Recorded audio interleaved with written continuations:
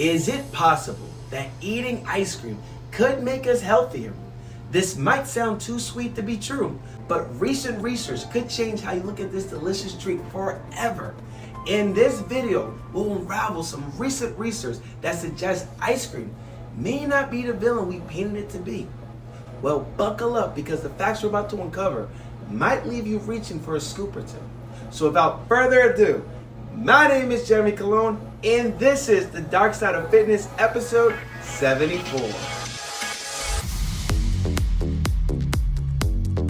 Thank you for joining me today. Welcome to my channel. We focus on transforming your body from the inside out. If you're ready to take your fitness journey to that next level, hit that like button, subscribe to my channel for more whole body transformation content. Can eating ice cream lower diabetes risk? That's the question raised by a recent article in The Atlantic. To be clear, nobody actually claims that ice cream is a key component of a healthy diet. You won't find it on the same tier as fruits, vegetables, nuts, and whole grains in any government's official food guide. That's why the article's headline is Nutrition Science Most Preposterous Result, rather than why you should eat more ice cream. But this article does say this. Back in 2018, a Harvard doctoral student named Andres Artisan Korat was presenting his research on the relationship between dairy foods and chronic disease to his thesis committee. One of his studies had led him to an unusual conclusion. Among diabetics, eating half a cup of ice cream a day was associated with a lower risk of heart problems. Needless to say, the idea that a dessert loaded with saturated fat and sugar might actually be good for you raised some eyebrows at the nation's most influential Department of Nutrition. All of which made us wonder, what does the actual body of research say? Let's have a look. The odd ice cream findings began with a 2002 study in the Journal of the American Medical Association. It was part of the CARDIA Study, the goal of which was to track the development of obesity and insulin resistance from the earliest stages. CARDIA, the acronym, stands for Coronary Artery Risk in Young Adults. It was a long-running project that followed more than 3,000 participants for 10 years. The participants were between 18 and 30 when the study began in the mid-1980s. This particular study found that those who consumed the most dairy had the lowest risk of developing insulin resistance. It didn't seem to matter if the dairy was low fat or high fat. Hidden away in table 5 of the study was this. Eating a dairy-based dessert every day was associated with a 37% lower risk of obesity, a 74% lower risk of elevated blood sugar, and a 68% lower risk of insulin resistance. Here's how the Atlantic article describes it. It was by far the biggest effect seen in the study, 2.5 times the size of what they found for milk. Speaking of milk, we need to take a quick detour before we return to our ruminations on ice cream. Dairy, quite contrary. Diet gurus can give you any number of reasons why dairy is bad for you. Some will focus on saturated fat, some on carbohydrates, still others on problems associated with lactose intolerance. We once found ourselves in a conversation with a person who's obsessed with mucus and blamed milk for generating excessive amounts of it. Research doesn't even support that claim. And when we talk about the potential benefits of dairy consumption, we almost always look at specific components. Whey and casein protein, calcium, magnesium, and potassium, vitamins A and D. But there's something about dairy that's bigger than the sum of its parts. As noted in a 2010 review, the risk of death from any cause is 13% lower for those who consume the most dairy compared to those who consume the least.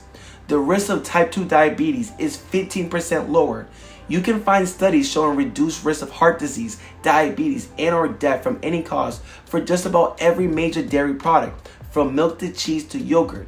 Contrary to expectation, it doesn't seem to matter how much fat the product contains. Which brings us back to ice cream. In a 2019 study in the American Journal of Clinical Nutrition, Harvard researchers presented 3 startling findings. Consumption of dairy fat wasn't associated with type 2 diabetes. Replacing 5% of calories from dairy fat with calories from other animal fats, the authors calculated would raise the risk of diabetes by 17%. Replacing those dairy fat calories with refined grains elevated the predicted risk by 4%.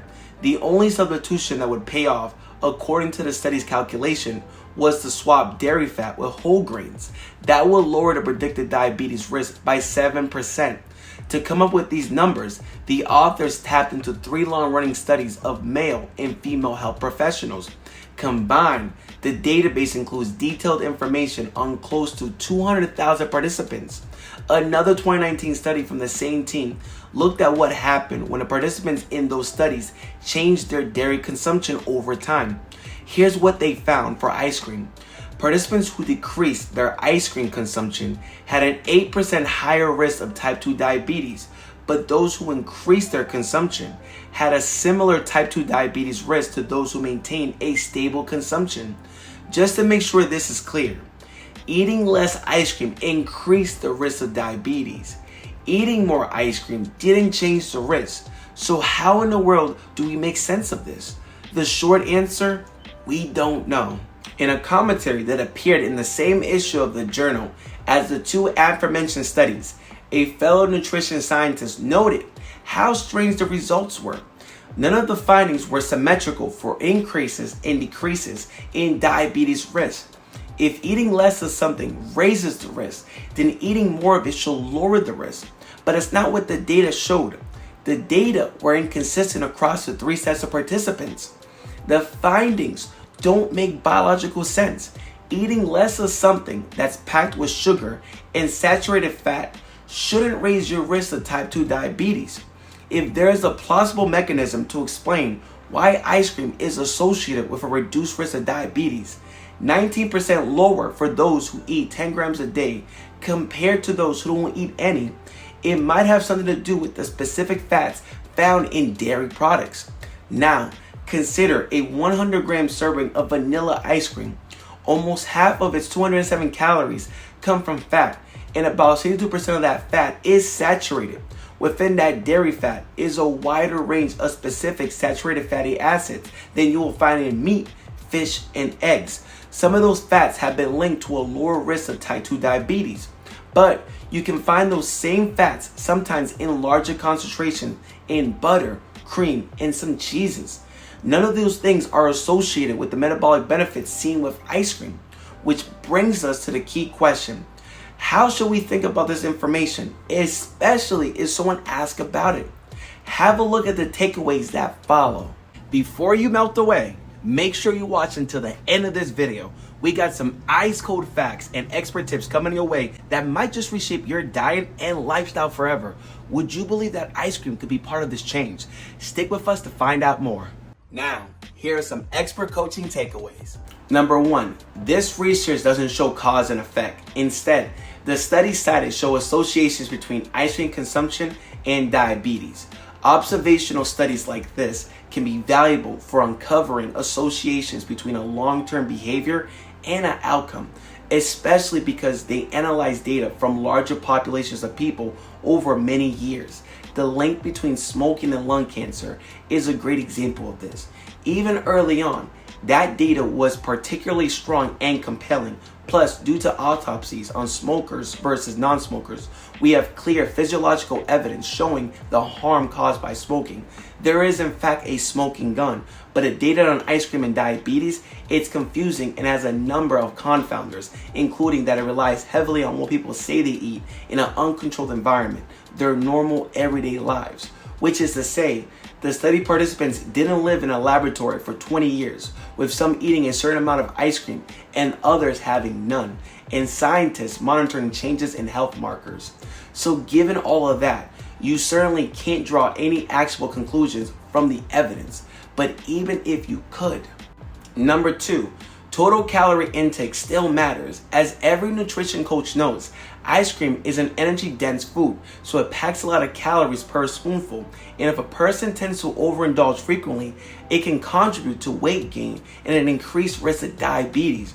That doesn't mean they need to avoid it altogether, but it may be helpful to put some boundaries around their intake, at least until they build the skills they need to enjoy it without binging, especially if going overboard causes shame and frustration. On the flip side, if a person can eat full-fat ice cream in moderation as part of an appropriate overall calorie intake for their body, there's no reason to discourage them from eating it. Can eating ice cream help prevent diabetes? We really don't know. But can people enjoy it and be healthy? Absolutely. Sometimes getting there takes conscious effort and good coaching, but it can be so worth it. That is if you love ice cream. You've stayed with me to the end, and I hope you found this revelation about ice cream and health to be as surprising as it is enlightening. Now, if you're hungry for more, I got a couple juicy topics you definitely want to sink your teeth into. First up is vegan or Mediterranean. Which diet would change your life forever? This video explores two wildly popular diets, breaking down their pros and cons for your health and lifestyle. Next, we have what your snacks are really doing to your brain. If you're a fan of snacking or perhaps trying to kick the habit, this one's a must watch. Thank you, and until next time, see you in the next video.